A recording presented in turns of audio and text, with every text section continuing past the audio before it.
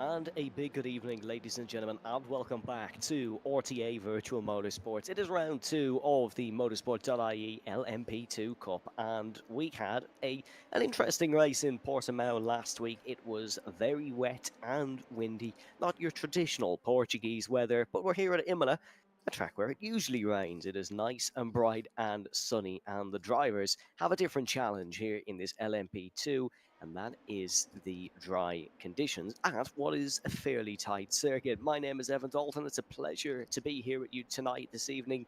No Kieran McGinley or Kevin Galvin alongside me. However, we do, of course, have the fabulous Ronan Hederman bringing you the pictures and chiming in from time to time. So last week, then, very interesting race in Portimao, as we said, and we had a debut winner.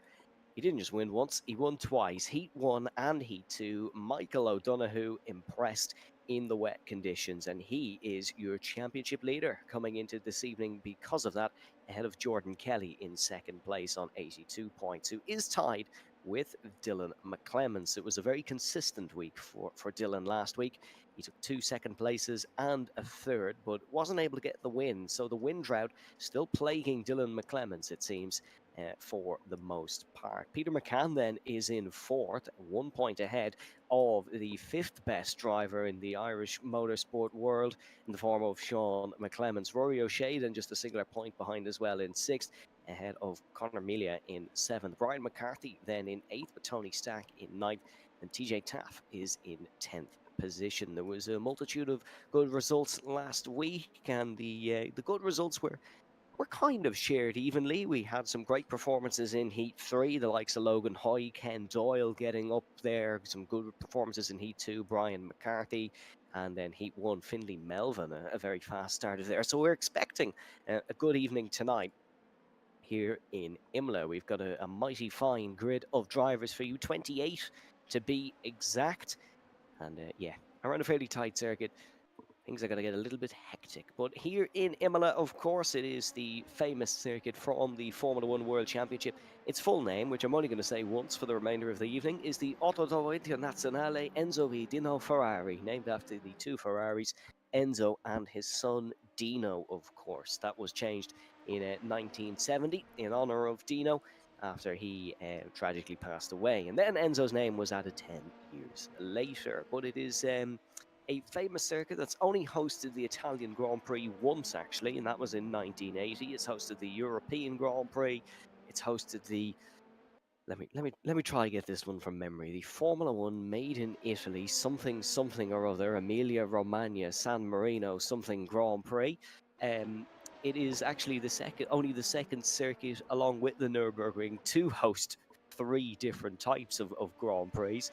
And in all seriousness, it has just been the Italian Grand Prix, the San Marino Grand Prix, and the Emilia Romagna Grand Prix. Nürburgring, I think, has hosted the German Grand Prix. Yeah, German Grand Prix, European Grand Prix, Eiffel Grand Prix. I'm not going to say the word Grand Prix for the rest of the evening. But last point about Formula One as well. The current CEO, Stefano Domenicali, was born about 5 minutes from this circuit. But enough F1 trivia for one evening, methinks. We have 15 seconds to go in practice, and it is Ronan Doherty who is top of the timings. And Ronan Doherty had, I suppose, what we could call an intriguing evening in Portimao. He managed to take pole position for Heat A and did not take part. He was booted out because he booted out Brandon McCarran, unfortunately. So Ronan Doherty is back this evening, and he will be looking to take part. Interestingly enough, one name that we are missing here this evening is Michael O'Donoghue, the championship leader. He took 2 wins and he has bounced. So Michael not going to be taking part here this evening. This will be his drop round. Well, drop rounds we're not going to get into just yet. The cars are heading out of the pit lane now for the 15-minute qualifying session. And you can see Red Bull get hit in the pit lane. That's TJ Taff, who has just been nudged while leaving the pit. So TJ will have to have a little bit of a reset there, and he will get going, trailing out behind one of the drivers in front. I thought it was Peter McCann at first, but honestly, I'm not too sure. You can see there Kyle Irvine as well in the little livery. Certainly an interesting sponsor.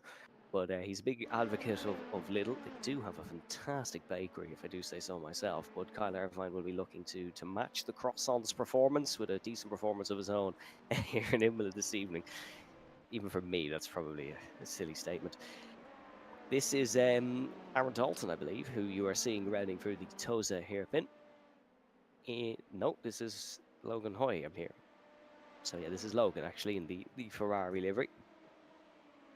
Of course, very much near Ferrari's headquarters of Maranello, so anything Ferrari related usually enjoyed here in Imola. But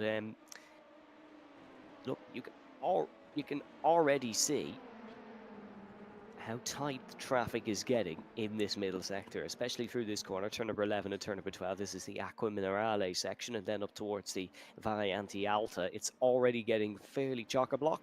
It's like the M50 on a good evening, and they will all have to just weave their way around and hopefully not crash into each other, because qualifying crashes has been a weird pandemic we've seen in the last few weeks of RTA. But let's ride on board then, heading in towards turn number 1. This is on board, of course, with Ronan and Doherty, and towards the first chicane, and the Variante Tamburello, of course, repaved to a chicane after the tragic accident of Ayrton Senna. Then it's the Variante Villeneuve, named after Gilles, the famous Canadian racer. It's a flick to the left and a flick to the right. Use all that curb on the left-hand side.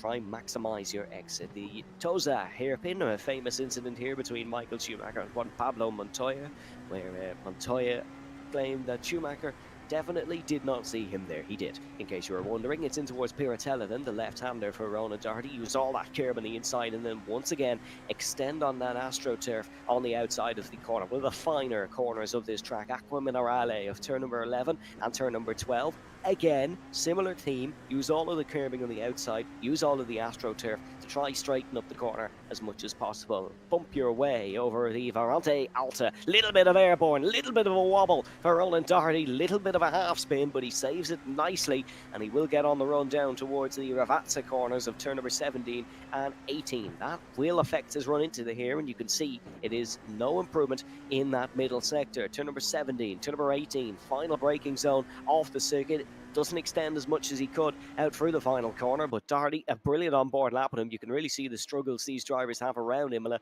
through some of the elevated corners. Doherty with the first lap on the board, and it will, of course, be quickest. Let's see what some of the challengers can do. Dylan McClements coming towards the start-finish line. You can see Conor Melia coming towards the start-finish line as well. Robbie Callahan has gone quickest in the 4th of 5 sectors. Sean McClements just buries in behind Ronan Doherty there in 2nd spot. So it is a 32-1 for Doherty, 33-7 for Sean McClements. So there is a big gap there between the two Team DDR cars. Sean McClements, new livery designed by Al Reid, you can see. And a fine job Al has done under a bit of time pressure that Sean gave him. Peter McCann goes into 2nd spot. Kyle Irvine into 4th. Brandon McCaughton then in 6th position, just behind Simon Hutchings. Philip Upson with a 136.3, slowest of the bunch so far, but we'll see how that compares to some of the runners that Philip is usually around. Jamal Gandor then towards the start-finish line. Tony Stacker's able to jump up to 7th. Jamal not with an improvement on that time, so he will have to go again. He's got the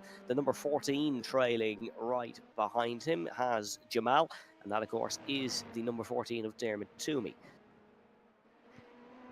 This is Conor Melia, once again running a bit of an infamous Conor Melia livery now at this point. He has the Martini livery on his Formula V. He has it here on his LMP2, at least on iRacing. Ronan, the only sector he is improving on this lap is the one he made the mistake on the last lap, so it's not looking overall like it's a better time for Ronan Doherty. Dylan McClements is improving a personal best in the 1st and 3rd sectors, but not a personal best overall. No lap on the board yet for Dylan McClements. There goes Conor Melia. He's able to improve to 3rd spot, so a decent qualifying time so far from Conor Melia. Sean McClements, much better effort this time round. Here's Jason Smith, who comes towards the start-finish line, and Jason Smith, that is a 32.5 on the screen, but not valid seemingly, so won't be able to jump up the order. Brandon then does jump up to 3rd.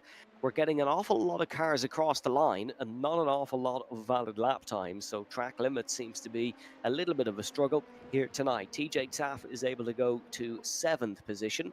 The man from RT, County Loud, TJ, with a decent lap there. That's Ken Doyle with a good run. He goes up to 6th spot, 33 flat for Ken Doyle, just behind Conor Melia in 5th position. This is Evan Walsh, who you're taking a look with.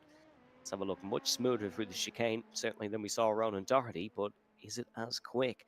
Rory O'Shea improving on his lap as well as he comes towards the start-finish line. The stripe in the ground now. Let's see, is he able to jump up the order? Well, once again, no, seemingly, because that lap is also not valid. So we know track limits are pretty tricky around here, but this is even getting ridiculous for RTA standards of shenanigans in qualifying. No time from CJ Sullivan all the way down to Aaron Dalton. Third time the charm for young Dylan McClements potentially. We've seen him cross this line twice now. Is the third one going to be valid? And is he able to challenge Ronan Doherty? No, it isn't. So that's not going to be a valid time from Dylan McClemens. And I tell you what, I'm glad we got that on board out of the way. CJ O'Sullivan finally sets a valid run and is able to go to 7. Robbie Callahan with a valid run, and that's able to go to 2nd. And there we go. Now we're finally breaking the mold. Jason Smith jumps up to 2nd place, and a good move there from a good lap there from him. Logan Hoy able to go to 11th. Simon Hutchings goes to 9th. This is Kevin Joyce, who you are seeing up and across the start-finish line. Is his time valid? No, it isn't, seemingly. So, it is actually. It is valid. Sorry there, Kevin. I was a little bit quick with that one. It is valid for Kevin Joyce, and he just goes behind Sean McClements. Rory O'Shea once again in the high parade, rounding through the final corner. Was 6th in the championship last season in the Formula V's. Was Rory O'Shea, was able to take a whopping 7 podium finishes. So he'll be looking to match that here in the LMP2s, but he's always been very crafty in a single-seater, as Rory O'Shea. Crafty enough in an LMP2. That's 4th in qualifying for the time being, and in a session where a lot of drivers have struggled, good to finally get your lap up there. Here's David Prunty in what looks to be a silver machine down towards Aqua Minerale, and this is Brian McCarthy heading in towards the Varante Alta. That's his McCarthy there in the blue. See, I think that was Jamal Gandor who made a meal of it in front of him, I should say. Yes, it is Jamal Gandor. You could say he made a melia of it through the chicane. As wow, even Ronan Hederman behind the scenes didn't get a reaction to that one. That's how bad that one was. Yeah, I'm not going to say the word he's just said in my ear. Jamal Gandor, unfortunately, not going to complete a time there due to that mistake, but still waiting on times from Finley Melvin. We're waiting on times from Sebastian Schloten. But Brian McCarthy is going to be able to improve there. So Brian McCarthy has finally got a lap on the board. Here's Ronan Doherty once again. We haven't seen him since that on-board lap, but he does sit pretty at the top of the order. An unusual coloured car for Ronan Doherty this season. Whether that's his own livery or... No, it looks to be a livery he has installed. It's not a Ronan Doherty livery, it is a Monster Energy livery. With some form of Halloween creature on the back of the shark fin of the LMP2. It is a skeleton, of course. It is a mango flavoured I'm hearing from Ronan Hederman in my ear. As a Max Verstappen fan, I personally do not endorse Monster Energy, but Ronan Hederman clearly does. Doherty through the final quarter event. Let's see what he can do across the start-finish line. We've had a bit of debate from time to time about Red Bull liveries on these Gantry TV streams, especially from Kevin Galvin. I wonder what his thoughts on a Monster Energy livery is. I'm sure when he gets back from whatever part of Nicaragua he's currently in, he will answer that one. Dylan McClements in 6th position, and there's an improvement from another newcomer, that's Jeff Richardson, who was able to go to 11th spot. And Richardson, another newcomer for this LMP2 season. It's great to see the new guys in, the new debutants, as the more the merrier is really one of many mottos in RTA. And we like to see returning drivers such as Finley Melvin and newcomers such as Richardson. David Prunty improves to 14th. We've almost got a time from everyone on the board. We're just waiting on times from Sebastian Sloten, Jordan Kelly, and Aaron Dalton, although, in all honesty, I'm not sure Jordan Kelly is going to be setting a lap in this session. Aaron Dalton will certainly try in his Ferrari livery. I knew he was in a Ferrari hypercar livery because I had a rant about it last week. The Ferrari LMDH team, of course. And if you're ever wondering about how serious motorsport bodies are, just go Google what the H in LMDH stands for. That's all I say. It's an interesting answer, that's for sure. Sebastian Slowton coming out of the pit lane now, the only man on track yet to set a time. So we're just over the 10-minute mark here in session. Sorry, we're just over the 11-minute mark, I should say, here in session. Sebastian leaving it pretty late. Evan Walsh with an improvement. That's into the top 10 and pips Sean McClemens. Sean, who's had a bit of trouble with the car in practice. He's not lapping too badly. He was almost clobbered by, I think that's TJ Taff, doing the rounds. And that would have been a nasty, nasty accident for Sean McClemens, who did have a nasty accident of his own last week in Portimao, as there was a ruined LMP2, Dallara P217, of course, to give it its official name, racing in the European Le Mans Series and in the 24 Hours of Le Mans in the World Endurance Championship. It's got a 4.2 litre Gibson V8 engine and about 600 brake horsepower. With that, it gets to 0 to 60 or 0 to 100 in about 3.1 seconds. So pretty fierce acceleration for a track the size of Imola, which is only just over 3 miles. Very light, these cars, of course. That is why they are loved by drivers. Only 930 kilograms. So they are loved because they just have grip. They're able to be turned in. Let's have a look at an instant replay here. And we usually don't get an awful lot of these in qualifying, but this is Kyle Irvine, I believe, who is rounding in towards the Varante Villeneuve. You can see is blinking a little bit. That's a internet connection issue in towards the chicane. Does he just spin it on his own? That is a... Oh, into the wall indeed. And there goes the front hood. That is a very weird mistake from Kyle Irvine. It looked like it was just a very slow spin, but then bounced into that arm coat. And yeah, nasty whack for Kyle Irvine in qualifying. That's probably his qualifying done. We're on board with Rory O'Shea, getting it towards the left-hander. And I think that is Ronan Doherty in front. Better time from Sean McClemens. He gets ahead of his brother Dylan into 6th position. Of course, Sean, over the course of the season, will be looking to beat Dylan because he has been beaten by Dylan in the last few championship campaigns in the Motorsport.ie Formula V Championship, the Motorsport.ie Mustang America's Cup. Doesn't want to be beaten here in the Motorsport.ie LMP2 Cup. Tony Stack has just gone purple, by the way, in the first sector. So that's the best first sector of anyone here today, and the Kerryman will be looking to improve. He's got a little bit out of shape though, so I don't think this is going to be an improvement for Tony Stack across the line. He's giving it a very wide berth, which would indicate he's teeing up for one final attempt and not improving. Could have been a corner cut, in all honesty, but we'll give Tony the benefit of the doubt and say it was genuinely a purple first sector. We'll see what he can do here on his final lap of the day. 14 minutes out of the 15 are gone. Remember, here on iRacing, folks, if you're new to the iRacing platform, it's not like Formula One. It's not like your other series where once the clock strikes the time, you have time to finish your lap. Once the clock strikes 15 here, we are done. There'll be no further qualifying times set. Peter McCann running through the final corner. He's getting a slipstream from CJ O'Sullivan in front, and McCann debating whether he wants to go into the pit lane, hit the pit wall, or continue out on circuit. So Peter McCann there in 5th position. CJ O'Sullivan does improve to 17, so one of the two cars that we were looking at was able to beat their personal best. Here's Jeff Richardson rounding through the Varante Alta. Brian McCarthy has jumped up to 14th, so that's a better lap from Brian as he looks to get into the top 10 for the second time in this LMP2 Cup. Of course, Brian McCarthy finished 9th in Heat 2 last week. He'd like to get a 9th place finish here in Heat 1. Agonisingly close for Dylan McClemens, who just about won't get to finish his qualifying lap. But that is it for the second time in 2 weeks. Ronan Doherty is on pole position. Hopefully this time he will in fact start the race. Jason Smith there in 2nd, Rory O'Shea in 3rd.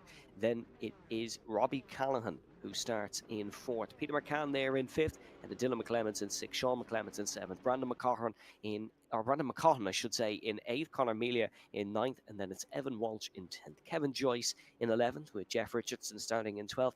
And it's Ken Doyle in 13th. Brian McCarthy in 14th. Logan Hoy in 15th. Simon Hutchings then will start in 16th out of CJ O'Sullivan.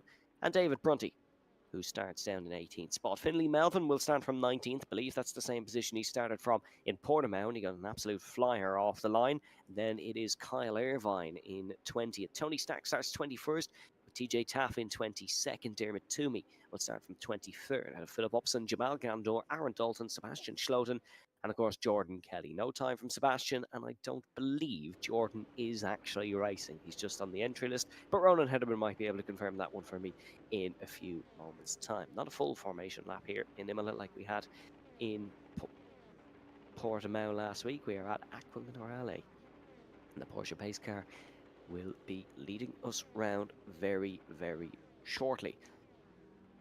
If you are just tuning in, of course, we'd like to remind you to check out not only our title sponsors, Motorsport.ie, but also subscribe here to Gantry TV, and of course check out RTA if you'd like to still enter this series and potentially take part in a future series. Entries are open until round 3, so make sure you get those entries in, and if you want to join the action here in the LMP2 Cup. So we are now going to get moving, and Ronan Doherty will lead us round. Ronan Doherty, of course, the champion last season in the Motorsport.ie Formula V Championship. 13 wins to his name, 16 podiums, including the 13 wins, of course. It was only the 3 other podiums for him, and 4 pole positions. The season before, in the Mustang America's Cup, 7 wins, 14 podiums. So that is a whopping 20 wins in the last 2 seasons for Ronan Doherty. He wasn't able to get off the mark in Portimao. He's also dropped to 3rd here for some reason on the formation lap, but sometimes you don't question what Ronan Doherty is doing, or any of the Team DDR drivers other than Dylan for that matter. But Ronan will try to get in front of Jason Smith, and they will start alongside. Jason Smith fancies a bit of a quicker formation lap, clearly, it seems. He would get a penalty for that if it was real life, I believe, for falling out of formation. We'll see what happens here, as Doherty's still not going alongside. Hopefully he does now, and yet now they are sort of alongside. Jason Smith fancies taking the pole position, but it is Ronan Doherty, the pace setter, and now Ronan Doherty accelerates to try catch out Jason Smith. He absolutely has. We go racing here in Imola, and Jason Smith, with his own shenanigans, has been caught napping. Rory O'Shea in 3rd, looking to hound down Jason Smith down towards the first quarter. The LMP2s fly here at Imola, and it's going to be a heavy braking for the first corner, and Jason Smith got agonisingly close to Ronan Doherty into there. Peter McCann with a brilliant move round the outside, side by side there with Dylan McClements in the purple and blue. Sean McClements looking to get involved there as well in the red, and this is a cracking race start. Look at this from Peter McCann, flicks it round the outside, heading for the Ferrante Villeneuve. Brilliant move from Peter McCann. Very, very impressive stuff indeed, and he's able to get the job done. Brandon McCaughan on his first technical RTA race start is looking to make some moves. He is ahead of Evan Walsh and looking to try and attack Jeff Richardson in towards the Piratella corner of the left-hander. Here's Conor Melia and Brian McCarthy side by side. Melia just ahead, McCarthy just about behind, not able to get alongside and get into 10th place here in this race. We're all practically still together. Believe there was an issue for David Prunty on the race start. Potentially might have got caught up with CJ O'Sullivan and Dermot Toomey. They were a little bit of a step off the pack, but the rest of the field are here with us, heading in towards the Variante Alta. You can see Ronan Doherty with a little bit of a lead ahead of Jason Smith, but Smith will be looking to hound him down in towards the first corner. Rory O'Shea is there in 3rd, Robbie Callahan in 4th, as we're going to complete the first lap around Imola. A high-paced, high-octane first lap in these LMP2s. Doherty is ahead, as that was a spinner. That was CJ O'Sullivan in the number 27. No, not in 27. He's down in 27th, I should say.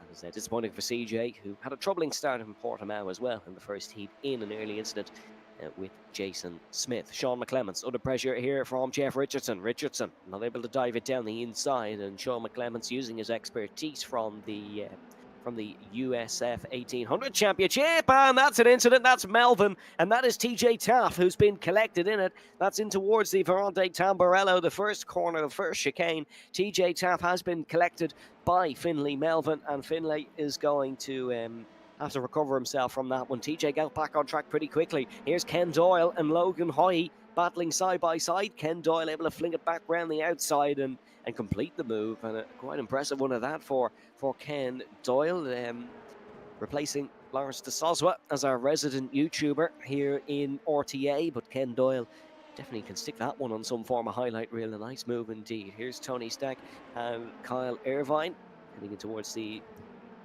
Aqua Minerale, I should say, and Kyle making a mistake to all the joys of Aldi fans, and Kyle Irvine will have to recover or just disappear completely. Who seems to be having a little bit of internet issues. We saw that in one of our replays in qualifying where he had a bit of an incident in towards the Varante Villeneuve. Oh, there's another problem. That's Philip Upson. And I tell you what, that's 3 or 4 cars who've gone round.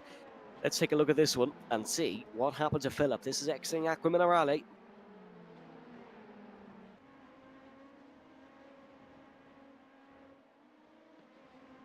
So in towards the chicane. Oh, just got away wrong. Oh, I'm not sure who that is, but almost collecting into the side of Philip Upson. So that was 2 cars making the same mistake. And an error there. Here's Sean McClements and Jeff Richardson. And McClements is going to be doing well to keep it here off the circuit. Into the gravel trap goes Sean McClements. Does extremely well to avoid the wall on the left-hand side. Jeff Richardson recovers. Brandon McCaughan goes straight through and past them both. McCaughan going to be looking to stay in front now, still side by side in towards Piratella. Richardson on the outside, McClements on the inside, and Richardson wants to try close McClements to as close to the apex as possible, but Sean McClements holds on, doesn't quite. Jeff Richardson ahead. Really, really close battling between the two, slightly over the margin, but certainly enjoyable nonetheless. They're both going to be under pressure from Evan Walsh, and oh, look at that, look how close he is in towards the Varante Alta, and the inside line is not the preferable one through there, but Sean McClements looking to try and get in front. Cracking little bit of racing. Brandon McGaughton's 1.3 seconds up the road because of it, and this is frustrating times for Sean, stuck behind the newcomer in front of him. He'll want to be jumping up. Finley Melvin gets past Tony Stack in the backpack, but we keep our eyes peeled here to this battle between Sean and between Richardson. Here is the onboard of one of 3 Team DDR cars, the one of Sean McClements. Only the 1 win from him last season. It's not looking like it's going to be a win here in Heat 1, but certainly the pace doesn't look too bad for the number 16, Sean McClements. Just losing out marginally through the apex of the first corner, but he'll be able to recover that. He'll be in the slipstream, and that will be beneficial. Here's Ronan Doherty versus Jason Smith. This one could be very interesting indeed. We saw Jason and Jordan Kelly have a little bit of an incident last week in Portimao. Not the first time those two have tangled together recently.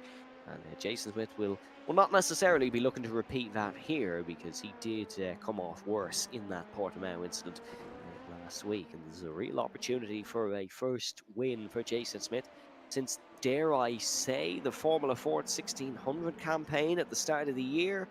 He might have won in the one after that in the GT4 Cup, but certainly I think it would be a first win since then for Jason Smith. Brian McCarthy is right on the tail of Conor Melia in front, and another man who is usually catered to single-seaters is Conor Melia, but having a good showing nonetheless here in the LMP2 so far. He's in the top 10, and it's usually a decent points haul. Conor Melia was 6th in all 3 races last week, so 666. I hope he's not a devil worshipper or anything of that kind, otherwise it might be a stroke of bad luck on his horizon.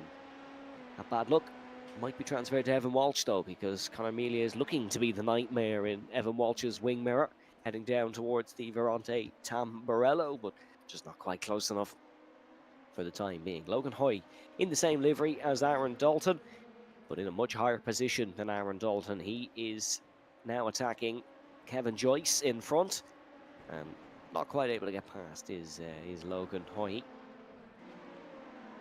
Of course, another man with a decent year in Irish motorsport. Logan looking to continue upon his success in towards 2025. But while the real world racing has stopped, he's looking to excel here in RTA Virtual Motorsport, Ireland's premier sim racing series, of course, and a big welcome along. If it is your first time watching, we hope you're enjoying the action so far, and this battle could certainly be one to enjoy. Ronan Doherty, Jason Smith, and Rory O'Shea, and fair play to Rory O'Shea for keeping up with these front two. Rory, not exactly a high flyer until Heat 3 last week, where he got fourth. It took him a little bit of time to get used to the car, but now doing a good job. Is the three-time RTA champ. He won in the GT1s, the Formula Renault 2.0s, and the Toyota GR86. So you can see there's a multitude of cars there. As that's Aaron Dalton down the inside of David Prunty, and Prunty had to go across the chicane to avoid contact. He's lost both positions there to Aaron Dalton and to Finlay Melvin, but to be fair to Aaron Dalton, a great showing of sportsmanship, and he does let David back through. That's what we love to see here in RTA, as Conor Melia now finally looking to get past Evan Walsh. Last of the late breakers in towards turn number one, and Conor made that one look very easy, in all honesty. Wasn't much defence from Evan Walsh, and he might be planning a retaliation. Wants to pick up some slipstream to do that. That is a Brian McCarthy, who is right behind these two, battling for the fringes of the top 10, 10th place in fact. And Brian looking to get in that top 10, of course, as I said earlier. But so far it is still Ronan Doherty who is leading, and I believe we're going to be coming on to one of our final laps of the race in a few moments' time, if not the final lap of the race. Jason Smith is in second, still hounding down Ronan Doherty. Rory O'Shea in third, then it's Robbie Callahan in fourth. Dylan McClements is in fifth position, Peter McCann in sixth, and it is Brandon McCaughton in seventh. Bit of lap traffic for Brandon to deal with here, it seems. That is not Peter McCann who he is overtaking. Peter is a couple of seconds up the road, and a steady showing for Peter McCann. That is Jeff Richardson, actually. Oh, sorry, that is actually a move for position. So I apologise, folks. Still not used to Jeff's livery. That is Brandon overtaking Richardson, and that is Sean McClements who's looking to defend from Conor Melia. How the tables have turned for McClements. He was the man doing all the attacking on the back of Jeff Richardson. He's now the man who has to do a little bit of defending on the back of Conor Melia. That is 9 minutes and 22 on the clock, so this will be our final lap of the race, and it is still Ronan Doherty who leads by now 9/10 of a second over Jason Smith. So Ronan has turned on the afterburners at the right time, and he's looking to just shake off any potential threats from Jason Smith behind. Now TJ Taff is into the pit lane, so TJ is going to bow down the order here. He's going to bow out of this one. I'm not sure if that's a drive-through for some sort for TJ. I would like to think he's not picked up the penalty threshold in a 10-minute heat. That is troubling. That is worrying times, I should say, for TJ if he's doing it in 10 minutes, because of course we have the 15-minute and 20-minute heats coming up shortly after it. But Doherty through Aqua Minerale, and in all honesty, it's not quite the grandstand finish I was expecting. Ronan has just pulled away at the right times, and he is going to take his first win of the season bar any errors. Here is Jeff Richardson still attacking Brandon McCaughton, and McCaughton is just going to stay in front here, and Jeff Richardson is going to potentially look for a move in towards Piratella. I tell you what, it would be brave to go for it, but we've seen stranger things in our time here in RTA, and he is going for it. Down the inside goes Jeff Richardson, just couldn't get it stopped. Ronan Doherty across the line to take the win here in Imola. Jason Smith will come home in second, Rory O'Shea in third, Robbie Callahan fourth, Dylan McClements rounds out the top five. First non-podium race for Dylan McClements this season. Sean will hold on off Conor Melia. Evan Walsh will hold off Brian McCarthy. Kevin Joyce will hold, or sorry, no, he won't. That'll be Ken Doyle who will hold off Kevin Joyce. We'll have confirmation of your full results in a couple of moments. This is Jamal Gandor, who is looking to stay in front of Finlay Melvin. And in all honesty, I'm not sure how Finlay has gained positions in this race, but that is a question for some form of philosopher. As David Prunty is down in 19. Finlay had that, seemed like a big incident, but he still gained one race position. So do we say a job well done? This is TJ Taff, who is in 23rd, and Ronan Hederman might be able to confirm to us if that was in fact a drive-through if he gets a second. But TJ falling down to 23rd. I would imagine so, but it looks like there's possibility that Aaron Dalton and David Prunty also crossed the line with penalties in play. So they may be further down when we see the results in a second. Okay, so problems for Prunty and Dalton. And, oh, this is a depressing sight for Tony Stack.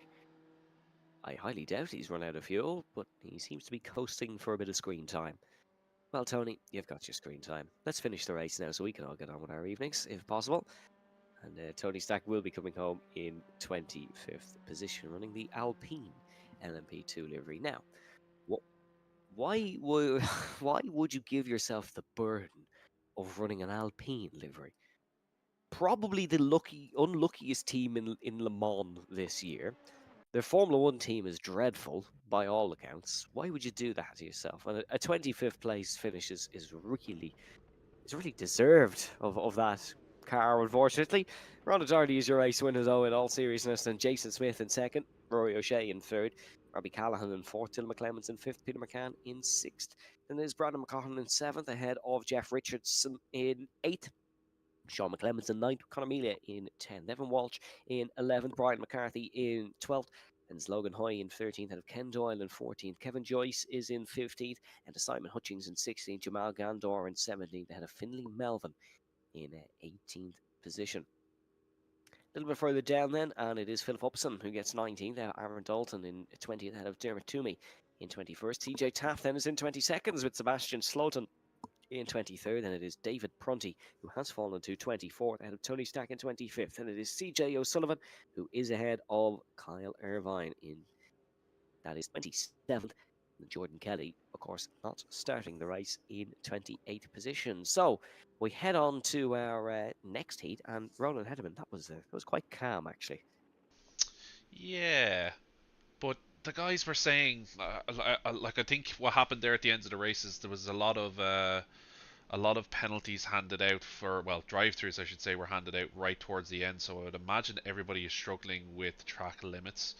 Um, if you're like even from watching Ronan's onboard there, you saw how squirrely this car gets to try and get a fast lap in. So I don't know. I'm not going to say there's not going to be chaos just yet. Yeah, it's always a bit early to call in RTA. Um, dare I cast our eyes back to the Super Formula Lights Championship No. here at Imola, where we had a 17 car or something pile up in towards the first corner. There's potential for that again. It was very very wet on that race though. Whereas it is bone dry here in the LMP2s, they have an extreme amount of grip. They have fantastic brakes, and they usually don't have big incidents like that. But that could be the commentator's curse of all commentators' curses. Jason Smith will lead us through the final corner once again, however, is not starting on pole position. It is Ronan Doherty who's the pace setter. So Jason, in all honesty, is just setting himself up for the exact same thing to happen. And Ronan Doherty does accelerate away, and this time the exact same thing has not happened. As we go racing in Imola, Jason Smith has kept with Ronan Doherty and might be able to challenge down towards the first corner. Is Jason Smith going to pivot to the outside? Yes, he is. It's going to be a test of bravery in towards the first chicane. And Jason Smith, boy, does he have it. Bounces across the sausage curbs, costs himself a bit of time. Rory O'Shea flicks it through. Brilliant move by the Wexfordman. Very opportunistic indeed. Rory O'Shea is in front, is ahead, and will remain in second place heading into the second chicane. Jason Smith once again tried the shenanigans on the opening lap. They didn't pay off this time, and he will fall down to third. Bit of a wobble for, I think, Conor Melia. Brian McCarthy involved in it as well. Little bit of a bobble through the corner. Jamal Gandor's looking for a move on Kevin Joyce, and Kevin Joyce goes for it in towards Piratella. Cracking move from Joyce. He's got ahead. Now Jamal is under pressure from Ken Doyle in towards Acqua Minerale, and like a heavy stone through water, Jamal is falling through this grid. He's sinking down the order and needs to start putting some defensive movers into play, and he is doing so by keeping Ken Doyle behind in towards Acqua Minerale. And Peter McCann, who you can see on your screen now, is going to try and get past Robbie Callahan in front. Robbie not within close proximity necessarily of Peter, but Robbie is trying to attack Richardson in front, and that might allow McCann to attack and fall into this one nicely. Sean McClements is the driver behind Peter McCann. Oh, here's TJ Taff going for the move. Is that on Simon Hutchings? Yes, it is, and we saw a very creative overtake from TJ Taff into the final sector in Portimao last week. It's once again a creative effort from Taff here in Imola. On board with Callahan, not able to go for the move on Richardson. Robbie Callahan really came into his own at the second half of last season. He's looking to start on the right foot here again, or the left foot, but you know what I mean. Dylan McClements is chasing down Jason Smith, who has not been the beneficiary of that race start and is down one race position. Dylan running the purple and blue, which I believe is also made by Al Reid. It's definitely a creative take on an LMP2 livery, which I like. It's different. It's easy for myself and co-commentators to spot. Conor Melia right behind Brian McCarthy, and McCarthy is all elbows out certainly here. Melia not able to go for the move in towards the right-hander. Kevin Joyce is like a shark lurking in the waters here as well, just trying to take the position if anything goes wrong for those two in front. Second lap of proceedings. There goes Callahan. Round goes Robbie, heading for the Alta chicane, and that is Robbie Callahan with a big mistake. Reverses off the racing line, held his brakes initially, and then reversed off. It is the correct thing to do for Callahan, but he didn't. I almost jinxed that. I'm known for a bit of a Robbie commentator's curse, but or a Callahan curse, but yeah, did the right thing there overall. Has fallen down the order significantly, but did not hamper any other drivers in this mistake. Problems for Richardson. He is into the pit lane. Now, Richardson and Callahan were running very close on circuit. We might have to take another look at that one, because that's suspicious. For me, certainly, the fact two drivers who were so close to each other, one is in the pits and one is down the order. Did Ronan just say in my ear that he's refueling? Okay, so there's no damage for there's no damage seemingly for Richardson. He's just taking a pit stop. I hope he knows that there's no mandatory pit stop in this, but he didn't take one in the first heat, so I can't imagine he does think that. I'm not sure why he'd think that, but I digress. Leaving the pits now is Richardson, and he's down in 25th place. Here's Sean McClements. Wow. We could have waited for 2 seconds, and he stuck past Evan Walsh, so Walsh getting it all wrong at a Piratella. The turn 9 corner, as speaking of getting it wrong, there's Finley Melvin, who's calling for the move around the outside of everything, including track limits, but he's got it done, to be fair to him. So credit where credit's due. I was crediting TJ for his creative overtakes as there's Ken Doyle, and it's all going wrong.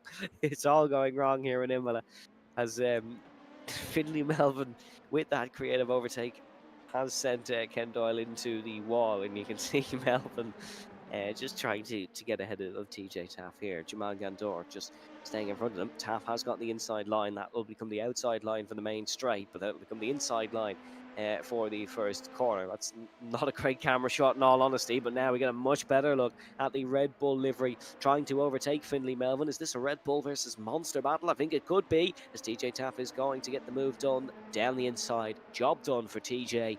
His expertise showing, and he has been able to get up to 14th position here in heat number 2. Remember, top 8 in this one will be the reverse grid for next race, and currently Evan Walsh would be on the pole, but Logan Hoy is right behind him.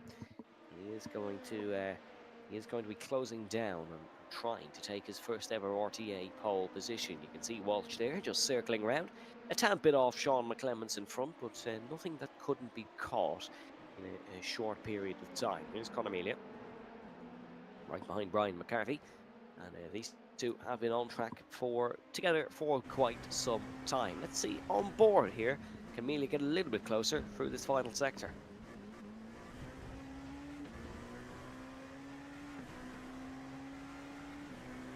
And you could just see there Brian McCarthy snap off the curb almost, just correcting the car, and with so much grip the corrections looked like that. As there's another incident.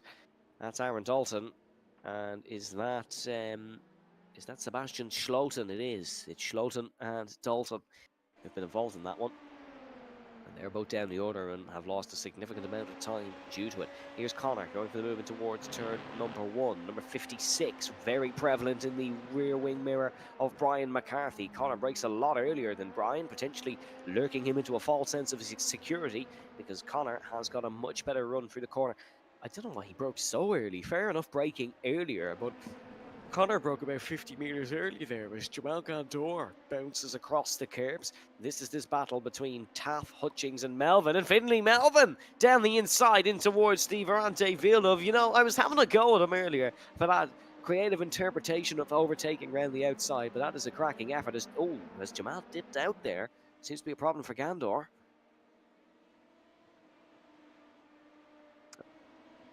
Disconnection for Jamal. So Jamal is gone. Or at least if he doesn't reconnect within the next 10-15 seconds, but Jamal is gone. So disappointing for Jamal, who, in all honesty, was running well. He was in front of this crew, but he is now falling down the order and has disconnected from the session. Here's Robbie Callaghan, who we saw had spin in the early stages of the race. And he is just in front of Tony Stack, down in 16th. It's not ideal for Robbie Callaghan. He needs a stroke of luck similar to the one he got in Lime Rock Park last season in the second heat. Not sure that will arise. Here is Evan Walsh versus Logan Hoy and Brian McCarthy right behind in this one as well. This could be a tasty fight. I don't think I've seen Evan Walsh battle Logan Hoy out on circuit, certainly in recent times, so this one could be quite intriguing. Evan Walsh, man with the corner named after him in Mondello. Logan Hoy, the man looking to excel in Mondello these days, especially in the ICC or Junior Mini Challenge. And Logan just looking to put the pressure on Evan a little bit through the chicanes, and you can see running very wide, pushing his LMP2 quite a lot is Logan. And you like to see it. He's hungry for that extra position. He's hungry for the reverse grid pole. So is Brian McCarthy, who, I tell you what, I'm not too sure what he's doing different through the corners, but he's doing something different, and it seems like he just gets a little bit of a better drive, certainly than Conor Melia. Whether it's just planting the accelerator a second or two earlier and having that little bit more confidence in the grip. Like, look at that, look at the confidence in the grip of the car that Brian McCarthy has. He's just putting it where it wants to go, he's putting it where he wants it to go, and the car will follow orders. It will follow suit. And you can see through there, well, arguably Logan's got the better exit. But my point is still very much prevalent that Brian McCarthy is a man full of confidence here. And he's looking to try and make the moves in the next couple of laps. Because remember, if he gets past both these, it is the reverse grid pole for him. And he will start at the front of the order. And in all honesty, the way he's driving might have a real contention for an outside podium chance if things do go his way here in heat number 2. Ronan Doherty is running up the road. Rory O'Shea in second, however, is under a lot of pressure from Jason Smith behind in third. Dylan McClements in fourth, 1.8 behind, and then it is Brandon McCaughlin in fifth spot. Peter McCann in sixth, Sean McClements in seventh. Rory, the defensive line has been taken for the first real time here in this heat. He's feeling the pressure from behind. He's feeling the pressure from Jason Smith. Just that little bit. Jason, of course, says, yeah, apologies for the yawn, folks. That was, I didn't realise that one was bad. Rona's just said in my ear that that was loud. It's nothing to do with the racing. This has been thoroughly entertaining. And what I was going to say about Jason Smith, nominated for the Sexton Trophy, Motorsport Ireland's Young Driver of the Year award, as Jason Smith, you can see here, looking to try and make it a P2 here in RTA in the official press release for Jason Smith being nominated. RTA was mentioned, of course, though a big thanks to our once rivals Motorsport Ireland for including us in that. Finley Melvin is attacking TJ Taff in towards the chicane, and a little bit wrong from Finley. Might be under pressure from Simon Hutchings here, who's got a little bit out of shape himself, but has recovered as the Welshman. And Hutchings will be going to get past, and has got past, in towards Pierre Attella. Not long to go then in this second heat, 4 minutes to be exact. It's time for Jason Smith to get a move on. Left it too late to attack Ronan Doherty, and then Ronan just got the confidence and got the bit between his teeth and was able to to get in front of, or was able to pull away, I should say, from Jason Smith. There's the lunge down the inside. Oh, we said he got to be up the ante a little bit. That's one way to do it. Down the inside goes Jason Smith. Job has been absolutely completed. I think Rory O'Shea was just as surprised as I was with that one, because it was the one time he did not take the defensive line in towards Toza in the last couple of laps. And Jason Smith took that chance, has dived down the inside, and got the job done. As we will have a look at this one again here on the Gantry TV instant replay. This is a brilliant dive bomb, and genuinely caught me completely. Definitely caught Rory O'Shea out as well. Let's have a look at this. Jason Smith then down the inside. Bam. Yeah, that's a cracker from Jason Smith. That is a real good move. And you can see Rory O'Shea panicking, trying to hook the car around the outside to get some form of run. Yeah, that's a great move from Jason Smith, and a well-earned second position. But Rory will fight it. No questions about that. He will be looking to try and regain that position.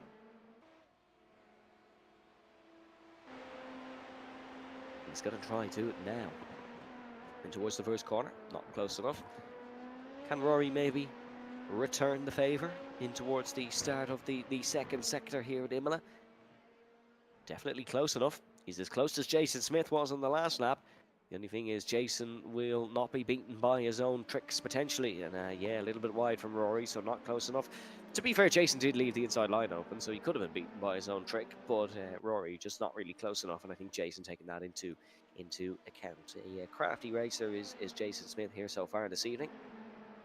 As we look at Robbie Callahan, trying to get past Finley Melvin and Simon Hutchings. Finley and Simon have a bit of a roller coaster of a race. They're battling, having great fights, and one would make a mistake, and somehow, like two magnets, they have come back together again. As Finley, I thought, was going to try the Jason Smith move down the inside. Another battle on track. This is between Peter McCann and Sean McClements, and Sean McClements very fast through Aqua Minerale there on that previous attempt, and he's trying to get past Peter McCann in towards the chicane.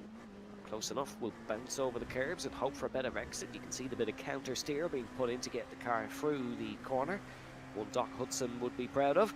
Sean McClements is looking to tee up the move, potentially in towards the first corner. A bit of a defensive weave from Peter, but there's not enough room, I should say, to make the move stick in towards the double left-handers of the Ravazzas. So a bit of an ill-placed move from Peter McCann. Sean is into the slipstream now. The slipstream in these cars certainly not as powerful as we saw last season in the Motorsport.ie Formula V Championship. And Sean McClements is going to have to get creative and think outside the box if he wants to get past Peter McCann on this last lap. The good thing for Sean is if he does finish in 7th, he would start in the front row for the next race. As Ronan Doherty. Ronan has made a mistake and is gone from the race lead. Jason Smith leads in Imola out of absolutely nowhere. It was looking too comfortable from Ronan Doherty, the man who once took a hat-trick here in Imola. Let's have a look at what's happened to Doherty. This is through Toza, and he broke on the grass. No. Oh no! It's lap traffic that's made a mistake. It's Aaron Dalton that's cost Ronan Doherty the race. For once, it's not this Dalton that's cost someone a race win. Jason Smith is going to win here in Imola. Doherty's going to be down to 3rd, and without question, we're going to have to ask him about that one. He's going to be absolutely livid with that. Jason Smith rounds through the final corner, and that move on Rory O'Shea turned out to be one for the race win. Jason Smith wins for the first time since his return in RTA Virtual Motorsport. Rory O'Shea in 2nd. Ronan Doherty will come home in 3rd. And I can only imagine the selection of the English language that was shouted across his house when he saw a spun Aaron Dalton right in front of him. Brandon McCaughan comes home in 5th. Peter McCann in 6th. Sean McClements in 7th. Evan Walsh will take the reverse grid pole in 8th. Here's Robbie Callahan. One last go on TJ Taft, but won't be able to get in front. Wow. Big moment in this season. It was not only looking like a redemption week from Ronan Doherty. It was looking like it could be his second ever hat trick here in Imola. He was comfortably in front here. He will have the better start position for race 3, but he has lost out on 4 points there. And he has more importantly lost out on the race win, which all these drivers like to brag about. They like this statistic of a lot of race wins, and certainly Ronan will not be looking to lose one to Jason Smith. That's wow. I can't really believe that one. Admittedly, it was just a mistake from Aaron Dalton, but wrong place, wrong time completely. Here's your full heat results then, and it is Jason Smith who takes the race win. Ahead of Rory O'Shea in second spot. Ronan Doherty then in third. Dylan McClements comes home in fourth for the second heat running. Brandon McConnell in fifth. Ahead of Peter McCann in sixth. Sean McClements in seventh. Then it is Evan Watts, Logan Hoy, Conor Amelia, Brian McCarthy, Kevin Joyce. And then it's TJ Taff, Robbie Callahan, Finley Melvin, Tony Stack, CJ O'Sullivan, Simon Hutchings down in 18th place. And then a little bit further down, as whoa, my stream quality has just improved. It is Ken Doyle in 19th, out of Jeff Richardson in 20th, Sebastian Sloten in 21st, Philip Upson in 22nd, Dermot Toomey in 23rd. Then it's Dalton, Gandor, Prunty, and of course, no entry from Jordan Kelly. Let's hear from Jason Smith then.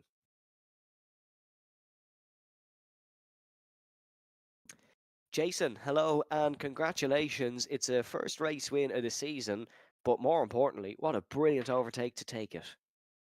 Oh yeah, no. To be fair, I was pretty lucky after Ronan had it coming together with on the back marker. So no, I was there to take the win, but it's just in these cars you can't really follow at all. The dirty air is massive, so that's why I try to go around the outside in the first corner on the first lap, and Ronan just positioned his car in a great place. And then last lap of the race, of course, you're heading through that same corner, and all of a sudden you see a slow Ronan Doherty. Talk us through the emotions of that one. Yeah, no. To be honest, I didn't even. I was in disbelief when I seen him really, because I didn't get any yellow flags coming up ahead. I just a stopped car in the middle of the road, and I was just like, Ronan, what happened there? And he's like, oh, just a back marker just spun in front of me. And to be fair, it was just totally on accident from the back marker. He tried to hold the brakes and everything like that. And these cars, when you spin, you're just a passenger really. And Ronan just got very unlucky. So. And then reverse grid, you start from 8th. What's the plan of action? Like any race, go out and try win. I got used to being in dirty air from being behind Ronan and Rory in that race, so hopefully I can take advantage of that, and Ronan might be able to mightn't have the pace in dirty air, so I can try make that an advantage. Jason, thank you very much for joining us, and we look forward to seeing what you can do in Heat 3. Perfect. Thanks very much, guys. Now let's hear from the second place man, Rory O'Shea. Rory, congratulations on the podium. Your pace seems very good this evening. Yeah, no, I'm happy with how the race went. I got second, not in the way I was expecting to get second, but it's a result anyway, and it keeps me in the running for the final race. Then Jason Smith, big overtake on you. I was quite surprised by it. Were you? No, I believe if Jason being Jason, I probably shouldn't have been surprised. I left the door open for him, and he took it like so. He was quicker than me, and respectively, I could have won it if I defended a couple of extra laps. But okay, I'm happy enough I got the second anyway, to be honest. And then same question as I asked Jason. Heat 3, what's the plan of action? I think try to cut through the rest of the field. I think it's clear that the three of us probably are a little bit faster than the rest of the field. So just try and maybe work together with the lads, and then we can start fighting maybe once we're at the front. Rory, thank you very much for joining us. Best of luck in Heat 3. Cheers, then. And now I think we have time for a quick chat with Ronan Doherty. So let's bring him in, even for one question to get the big one out of the way. Ronan, bit of an interesting last lap. Yeah, for sure. Yeah. Coming through the hairpin, then you see a stopped Aaron Dalton. Just talk us through what went through your mind through that moment. Yeah. I don't know. I thought I was driving pretty well up to then. Pole on the first, and I sort of controlling the second. Wasn't pushing hard, just making sure I didn't get any off tracks or doing silly. And last lap, he was like as he was spinning, he was like right where the pillar to my left of the car is, so I couldn't see him. So it was right as I was about to hit the power, I could see he was just like lighting up the tire spin in front of me. I thought, oh no. And yeah, look, of course he didn't mean it, but it's very frustrating when you've drove a good race up until then. And then just very quickly, your pace tonight has been excellent, regardless of the incidents. Are you confident for heat number 3? Anything can happen, as you've seen in the last lap. So I don't know. I'll just try my best and see what happens. Well, one Dalton likes to block him on circuit, the other likes to curse him from time to time. Ronan, best of luck for heat 3. Cheers. So a positive Ronan Doherty heading into heat number 3, nonetheless. And from one Ronan to another to Ronan Hederman, that was quite something. Yeah, like I think the kind of highlights there definitely the last lap incident. That's just completely unfortunate from Ronan's side, but also that dive by Jason on Rory was extraordinary. But again, I think Rory was right in saying that he really should have seen that move coming from the likes of Jason. We know how kind of bullish Jason is as a driver, so yeah. Look, going into the final race, I think maybe the shake up in the reverse grade might actually do something here, because it didn't seem to be a lot of movement in that top 10 realistically, bar incidents caused outside of their control. So yeah, let's see what happens.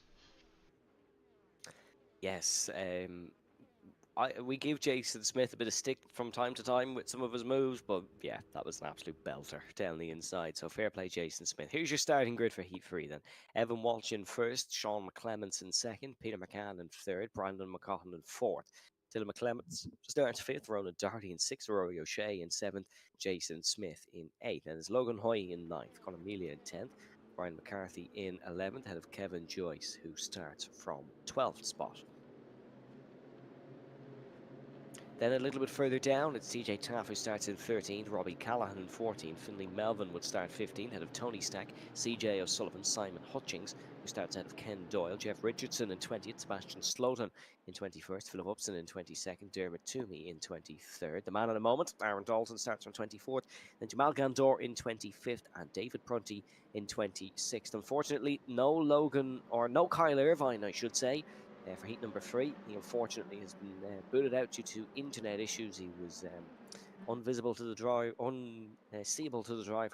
No, I'll try that one again. Sorry, folks. Invisible to the drivers for well over half the race, here, according to a couple of the admins. So unfortunately, he will have to get that sorted out for the next race week. So it's not Jason Smith leading a formation lap for once. It's Evan Walsh and Sean McClements. And McClements will be looking to try get the jump alongside the man from Clonmel, and he will be trying to go around the outside in a similar fashion to what Jason Smith tried in heat number 2. But we've had a lot of drama building up to this one. Let's hope this is a barnstormer of a feature race here at the Motorsport.ie LMP2 Cup. Rounding through the final little kink, Evan Walsh puts pedal to the metal and we go racing here in Imola. Cracking start from Peter McCann. Potentially a bit of communication between the two VRA racing cars. And look at this, we're 3 abreast into the first corner. McCann, Doherty, McCaughton, and what a move from Peter McCann to get the job done. Ronan Doherty goes over and goes up, and Doherty goes down and up again, and it's bouncing around. Is Ronan Doherty onto his side slightly? Anything can happen, he says, and even at that he mightn't have expected what we've just seen. It is Ronan Doherty down to 23rd, and a great evening became a worse evening. It's now a horrible evening for Ronan Doherty, who's down into 22nd position, cuts the corner with not a care in the world. Evan Walsh still leads here on Imola. Sean McClements in second. Then it is Peter McCann, Brandon McCaughton, Dylan McClements, Conor Melia, Kevin Joyce, Logan Hoy, Finley Melvin is in the lofty heights in 9th here. What a race start from him. It's similar to Heat 1 last week in Portimao. Then it is Jason Smith who's down to 11th position. CJ O'Sullivan 12th, Jeff Richardson 13th, Simon Hutchings 14th, Ken Doyle 15th. If we get a moment, we might have to relook at that Ronan Doherty incident in towards the first corner, because that is a big one, and it is a controversial moment here in Heat 3 in Imola. Brandon McCaughan, sorry folks, in fourth spot, trying to chase down Peter McCann. Logan Hoy in front, trying to chase down Kevin Joyce. Are on board with Peter McCann here, looking back at the mighty red machine of Brandon McCaughan, or Brian McCaughan seemingly. And McCann is looking to defend in towards turn number 1. McCaughan would ideally like the inside line here, but he's got to flick it to the outside and just try and commit. And here he goes round to the outside of the corner, bounces over the sausage curves. He's now going to be under pressure from Dylan McClements. Oh my goodness me, Dylan just slices through, didn't even consider what might have happened if they had made contact. Just foot to the floor and bam, straight past goes Dylan McClements.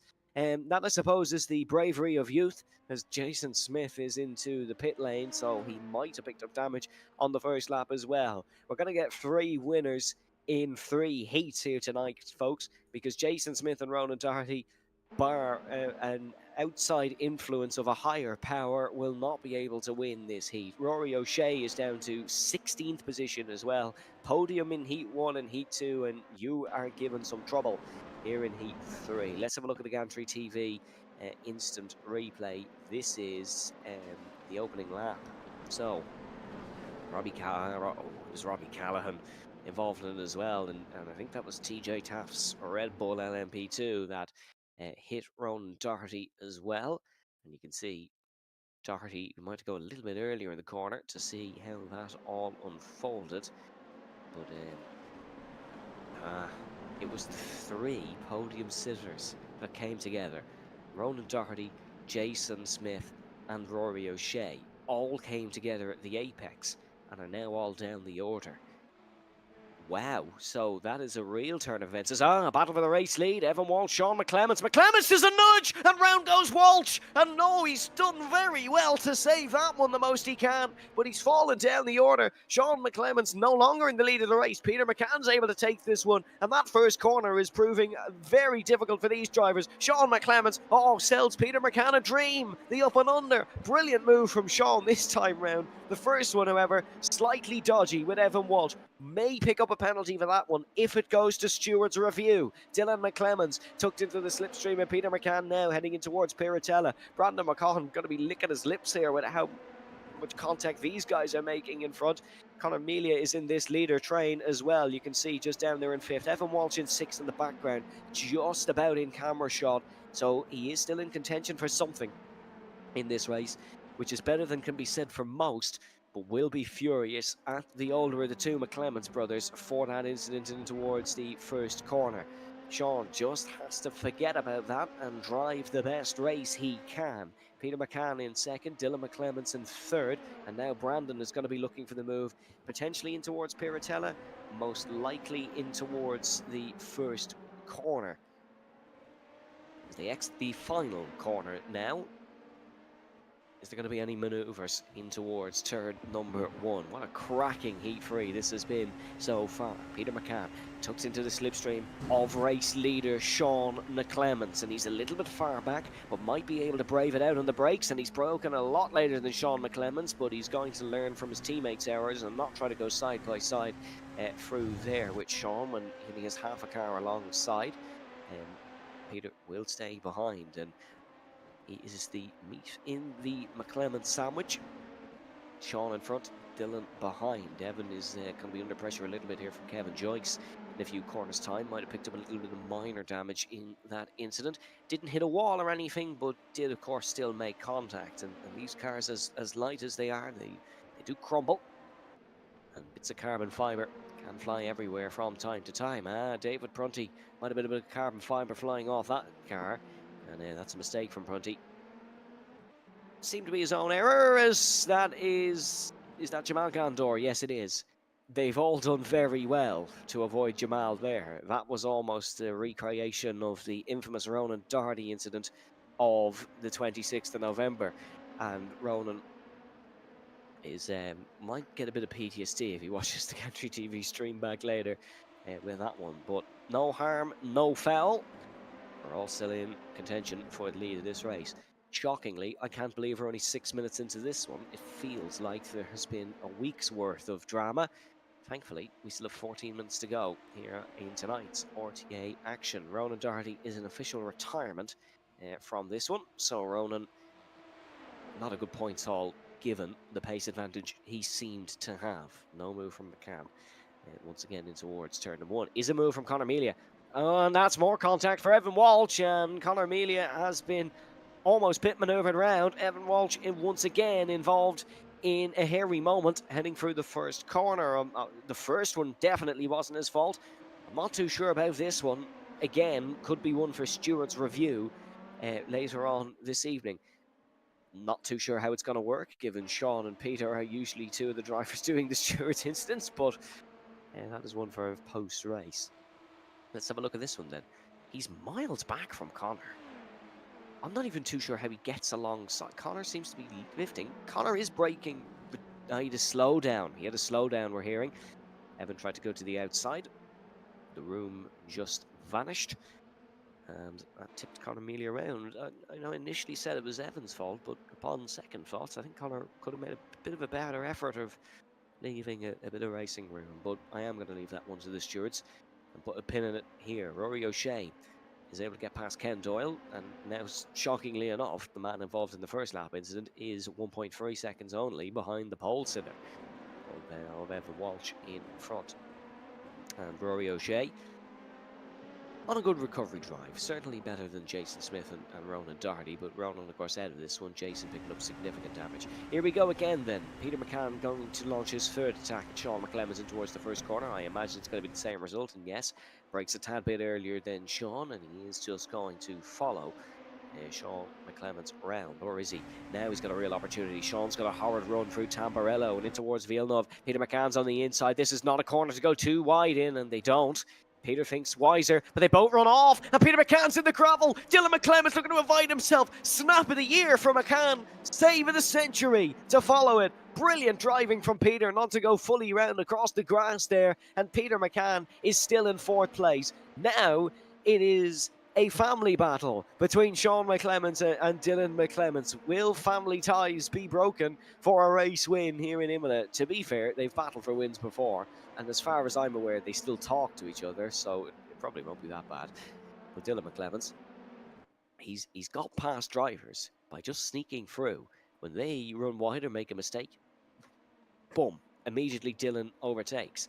We saw it with Brandon. We've now just seen it with Peter McCann, and Dylan is in second, and we'll probably be hoping that Sean takes a little bit of an adventure into Imola's finest gravel and grass. Brandon McCahan all over the back of Dylan McClemens, and Dylan, not one to usually feel pressure. He's a young Kimi Raikkonen in a way, is Dylan McClemens. He doesn't let things like this get to him.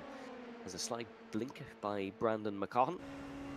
Brandon is going to be trying to overtake him towards the first corner, but he's not going to get close enough, so it might have to be similar to a Peter McCann approach in towards the second chicane.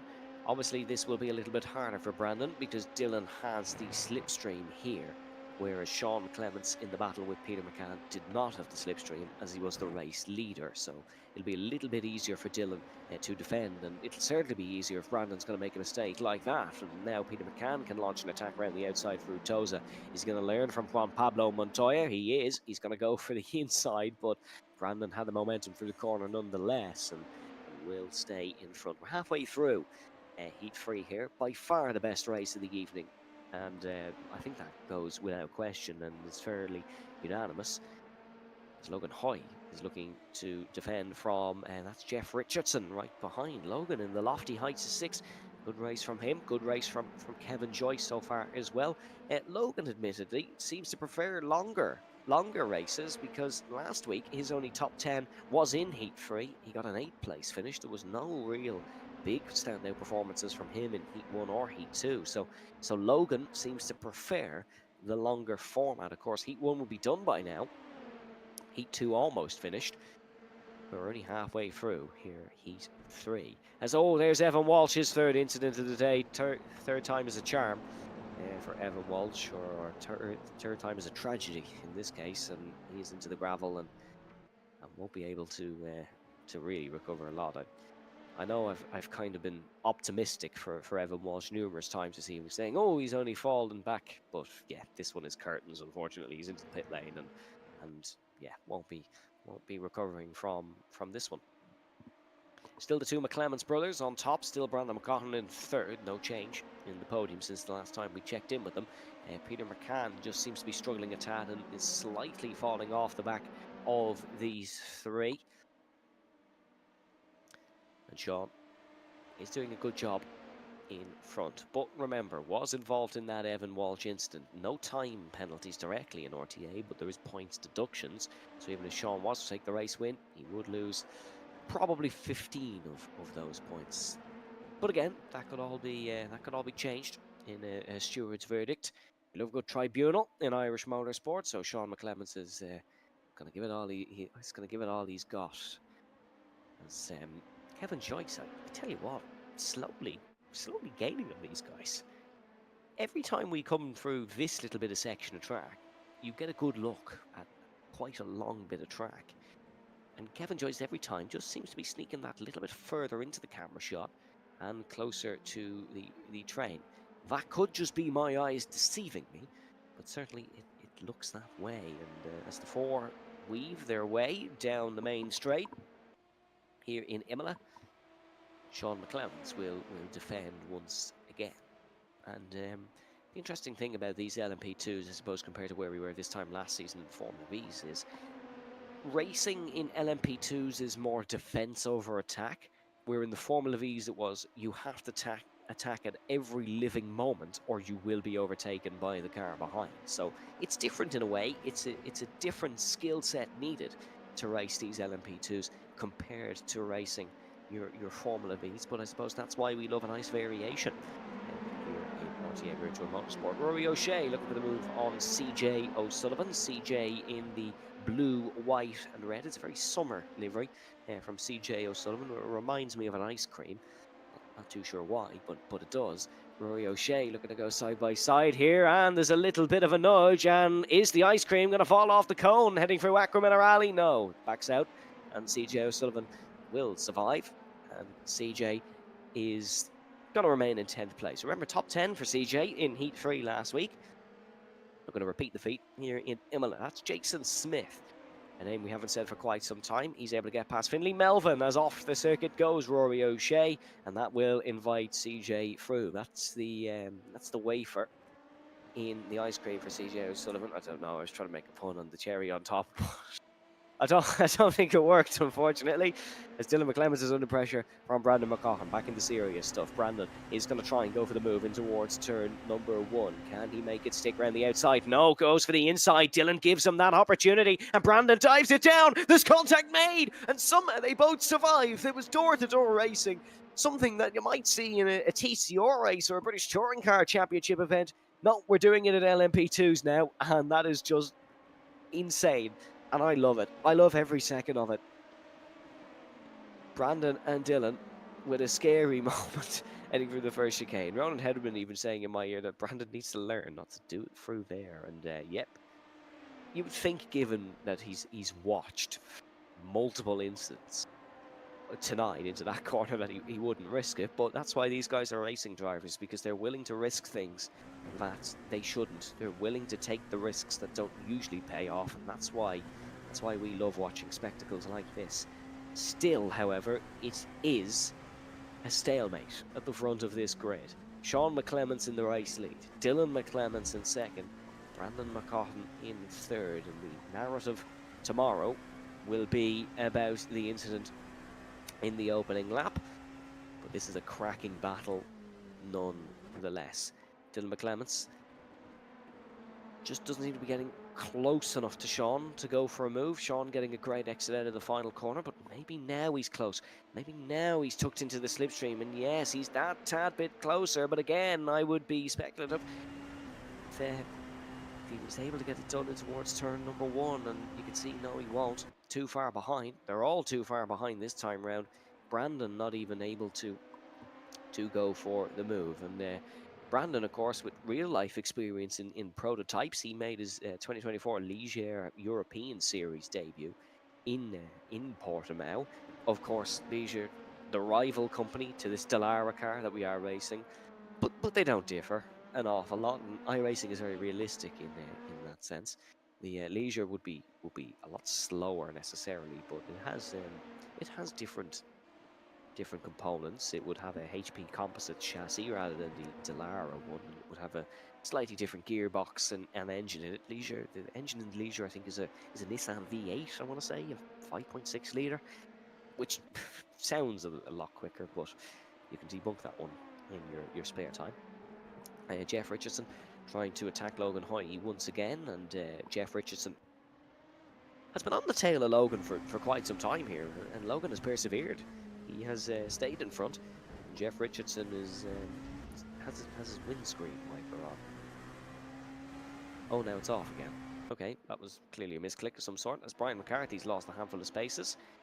He's losing more, potentially a mistake for Brian McCarthy. Oh, there's a mistake in the brakes for Logan Hoy. That's going to invite Jeff Richardson through. And just as we cut off, typical timing. Oh, this late contact! Oh my goodness me! I think a lot of physics has just been broken, but they're both still in the race. One was looking like it was going to go sideways. He just flicked back. This is going to invite Finley Melvin to see past them both. Now he's pinned in. He is blocked in by both. And Jeff Richardson's going to try around the outside. And no, he's just cut off the front of Logan Hoy. And CJ O'Sullivan now has dropped his cone and he is into the wall. And CJ... Oh, that's gutting for CJ and for Logan. See, poor CJ was an innocent victim in that one, but yeah, again, could be another one for the stewards. Here's Brian McCarthy and CJ O'Sullivan, the walking wounded, and certainly Brian is not lacking on confidence after that spin.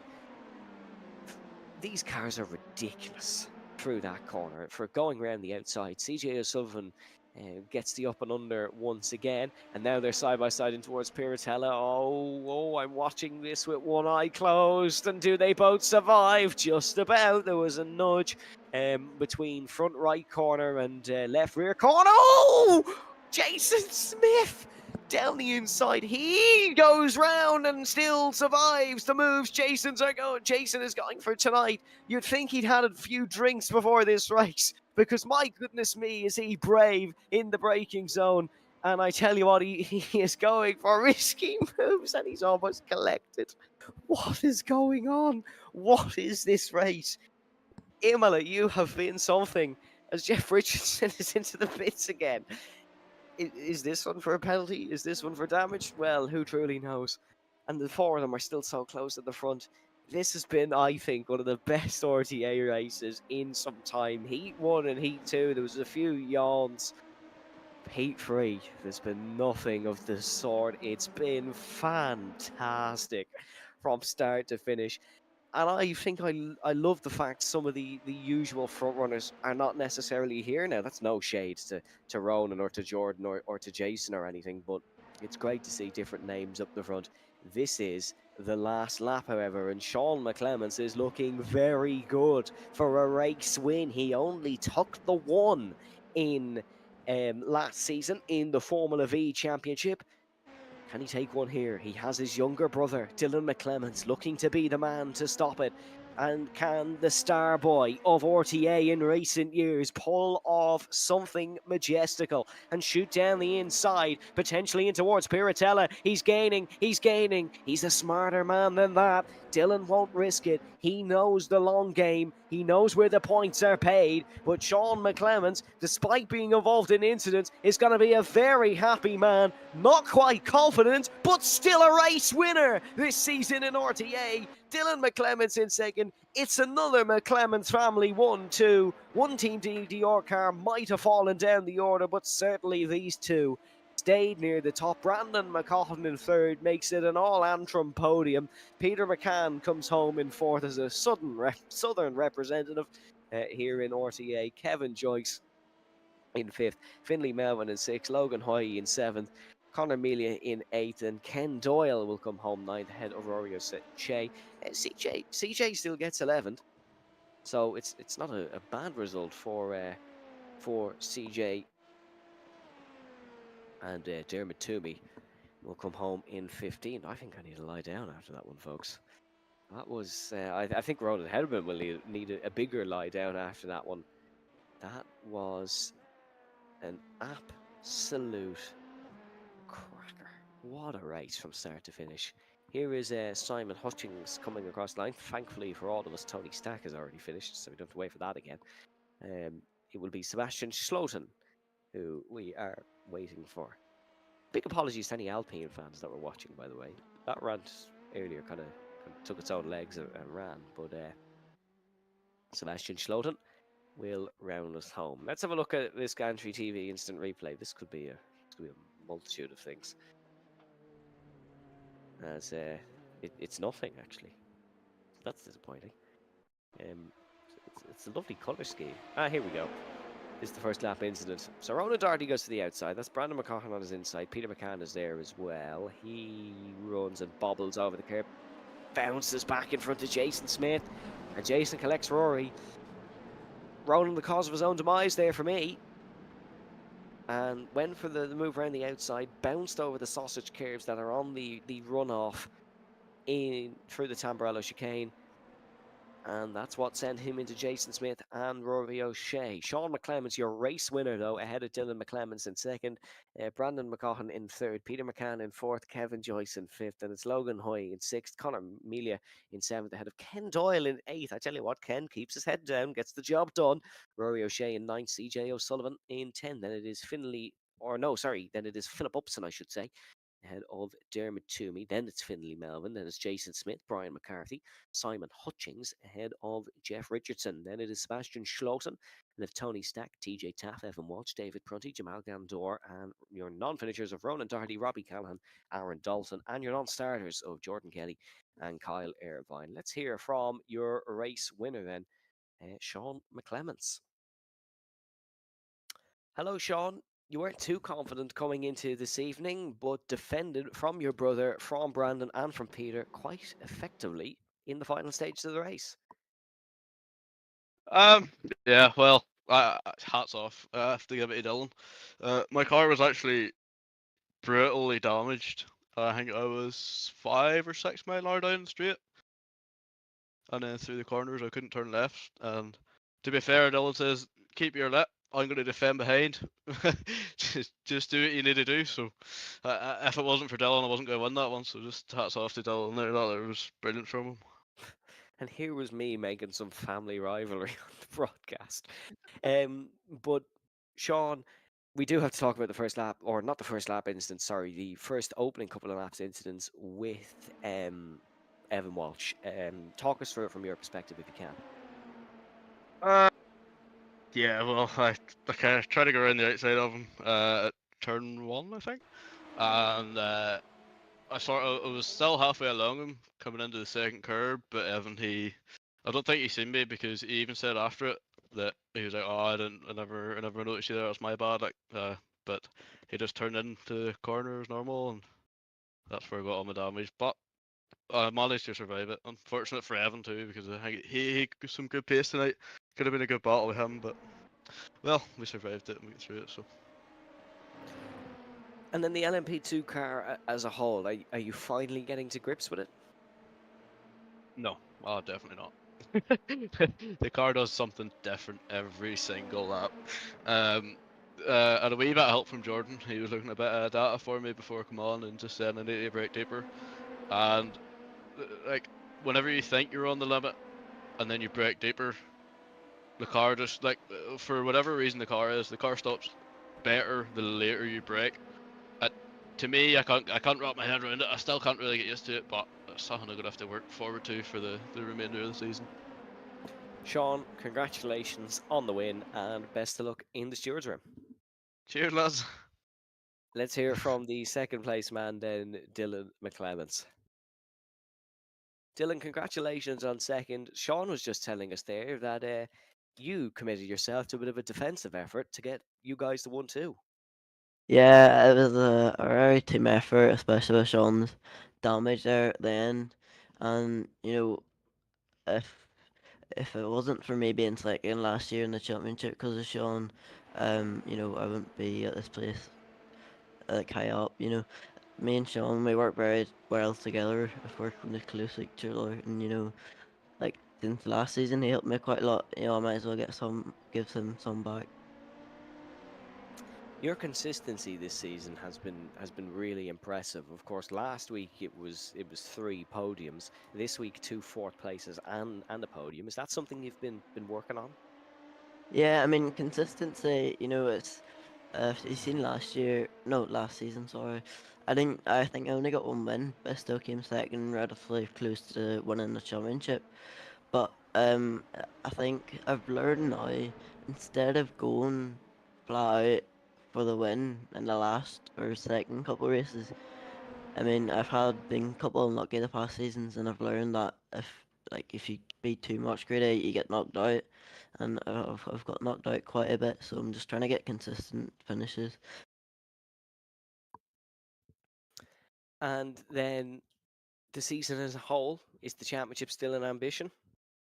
Yeah, the championship's still there. I mean, everyone's still learning these cars. I wasn't really on that pace this race as to the leaders, but what, it worked out in my favour, and maybe this will help me towards the championship. As you seen in the last race, the the people up the front, they got knocked all the way down, so maybe another championship uh is coming my way, or championship battle, sorry. Congratulations on the podium, Dylan, and thank you very much for taking your time out to talk to us. All right, cheers. See you later. And now let's hear it from the 3rd place man, Brandon. Brandon, congratulations on the podium. Tough going out there, however, with a couple of little incidents. How did you find it? Yeah, it was a good race. Ended up in a way going that Sean was leading, Dalton in behind, and they worked together. Done a good job. I had a couple of wee touches with Dalton, but no, he defended very well. Just couldn't find a way past to the toe. So no, fair play. How are you finding these LMP2 cars out there? Because some of our guys are usually single-seater racers, but you've had a little bit of experience with prototypes.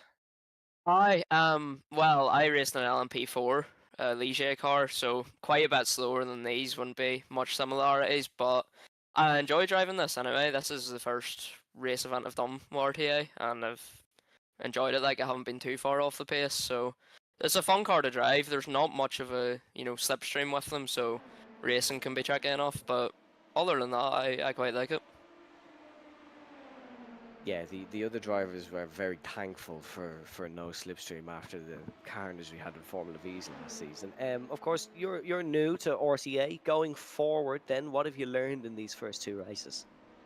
Not a whole lot of the last race because I got kicked out in qualifying. But Oh yeah, sorry, I've completely. I no, and then yeah, no, this round's been good. I haven't done a whole lot of proper sim racing. I would do, official sessions in iRacing, but that's about the height of it. No, I enjoy it. It's good. I'd say it keeps you sharp for the real world more than anything. So yeah, I'll hopefully be doing the rest of this championship anyway, and I'll see for the future. A first podium for Brandon then this evening. Congratulations, and we hope to hear from you again soon. Cheers. So that is our interviews done for this evening. Now it is the difficult time. I think I have a nomination for a driver of the day. I think Johnny Hollywood actually agrees with me. I thought Peter McCann was very good. I'm not sure if Ronan Hederman has. Oh, that's a disaster. Oh God. Oh no. My broadcasting career is going down the toilet this evening. Um, Other than that, I thought Peter McCann was quite good. Yeah, I'd agree. Um, I'd agree with you on that. As bad as that was switching over, and I realized that it was literally the place where Peter pretty much lost his podium. I think I have to agree. And I see Johnny has said I'd go Peter, 3 top 10s and challenging for the podium. Plus he's ancient. Thanks, oh, Johnny. that's a I'm sure footnote. he'll watch this back later on and have some lovely comeback for you at some stage. Yeah, I'm the only one who can call people old around here. I'm the young'un of Gantry TV. Um, yeah, Ronan's probably offended at that too, Johnny. By the way, because I don't know. I think him and Peter are similar ages. I don't Don't know. go there, please. I don't know. Fun fact for you, Johnny Hollywood. Ronan went to school with one of my teachers. Well, I'll say no more of that. Peter McCann for drive of the day then? I think so, as your Motorsport.ie Gantry TV driver of the day is Peter McCann. And unfortunately, that is all we do have time for here in tonight's Motorsport.ie LMP2 Cup. We'd like to thank, of course, our sponsors, Motorsport.ie, for all their support here on the championship. Big thanks to Leo and team, who do a great job. Next week, we head to the Ardennes Forest in Spa-Francorchamps, and it is one of our last few races of 2024. Actually, no, it isn't. We have 4 more. No, we 5 more. Never mind. It's this was our last race of November, so it's our first race of December. And it is going to be a good one. The much longer Spa-Francorchamps, and it is a track built pretty much for fast cars like these. It is going to be a very entertaining one. You can catch it next Tuesday night at 9 p.m., of course. And we look forward to having you here. Please make sure to show your support to Gantry TV if you can. It's absolutely free to subscribe to our YouTube channel, as well as checking out RTAVirtualMotorsport.com for updates on the points and stewards' verdicts. But from myself, Evan Dalton, and from Ronan Hederman behind the scenes, thank you very much for watching. Stay safe, stay well, and we shall see you next time. Slán go fóill.